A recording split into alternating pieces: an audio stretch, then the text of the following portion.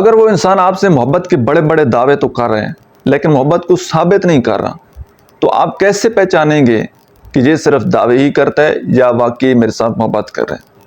याद रखिएगा, जो इंसान आपसे मोहब्बत करता होगा ना, वो आपको वक़्त देगा, इज़्ज़त देगा, कदर करेगा और आपकी इमोशनल नीड को समझेगा, आपको हर तरह से सपोर्ट करने की कोशिश करेगा और मेन जो चीज़ है वो हमेशा आपके साथ अटैच रहेगा।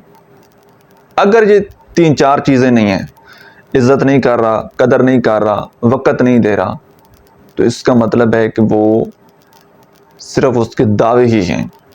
अब ये डिपेंड करता है मुख्तलिफ़ सिचुएशन पर कि अगला बंदा करता क्या है, उसकी मसरूफियात क्या हैं, कितना वो आपके साथ कॉन्टैक्ट में रह सकता है। तो पहले तो आपने खुद समझ लेना है, अपने रिलेशनशिप का खुद ही एनालिसिस करना है कि कब आपका रिलेशनशिप स्टार्ट हुआ, आपने कितनी एफर्ट की, उसने कितनी एफर्ट दिखाई, अब कैसे चल रहा है। तो उस तरीके से आपने खुद से हैंडल कर लेना है।